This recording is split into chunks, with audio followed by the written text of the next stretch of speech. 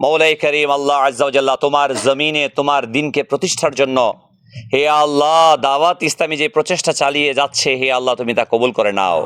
আসছে 24, 25, 26 ডিসেম্বর 3 দিনের এই ইজতেমাকে তুমি কবুল করে নাও।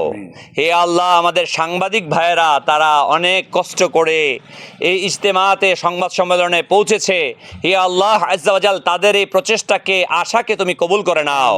হে আল্লাহ আমরা গুনাহগার, সিয়াকার, বদকার, আমাদের গুনাহের প্রতি নয়, তুমি তোমার রহমতের দিকে তাকিয়ে আমাদের জিন্দেগির গুনাহকে মাফ করে দাও। আমাদের প্রিয় মা বাবা যাদের ইন্তেকাল হয়েছে মাওলা প্রত্যেকের মা বাবাকে ক্ষমা করে দাও, তাদের কবরগুলোকে জান্নাতের বাগান বানিয়ে দাও। আজকে পবিত্র জুমার দিন মাওলায় জুমার ওয়াসিলায় আমাদেরকে কবুল করে নাও। হে আল্লাহ 360 আউলিয়ার পূর্ণ ভূমি আমাদের এই মাতৃভূমি বাংলাদেশের প্রতি তুমি খাস রহমত নাজিল করো। অভ্যন্তরীণ আন্তর্জাতিক সকল ষড়যন্ত্র থেকে আমাদের এই প্রিয় মাতৃভূমি বাংলাদেশকে হেফাজত করো। বিশ্বের বুকে আমাদের দেশকে মাওলা শক্তিশালী রাষ্ট্র হিসেবে সুপ্রতিষ্ঠিত করো। হে আল্লাহ আজ্জা ওয়া জাল বাংলাদেশের জন্য যারা যখন যেভাবে হে আল্লাহ শহীদ হয়েছে হে আল্লাহ আজ্জা ওয়া জাল সকলকে তুমি কবুল করে নাও। হে আল্লাহ আজ্জা ওয়া জাল্লা মাওলাই করিম আমাদের সবাইকে মিলেমিশে দ্বীনের দাওয়াতকে সর্বত্র পৌঁছে দেওয়ার সৌভাগ্য দান করো।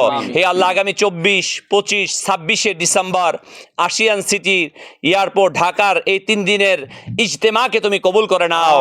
এখানে যেন মাওলা তোমার লক্ষ লক্ষ বান্দা আসতে পারে তুমি তার ব্যবস্থা করে দাও। আসমানি জমিনি হাওয়াই বালা থেকে তুমি এই ইজতেমাকে হেফাজত করো। আসসালাতু ওয়াসসালামু আলাইকা ইয়া নবী আল্লাহ ওয়া আলা আলিকা ওয়া সাহাবিকা ইয়া নূর আল্লাহ। মাওলাই করিম ফিলিস্তিন সহ ইয়েমেন, সিরিয়া হে আল্লাহ সারা বিশ্বের নির্যাতিত নিপীড়িত মুসলমানদেরকে হেফাজত করো। হে আল্লাহ মুসলমানদেরকে এক আর নেক বানাইয়া দাও।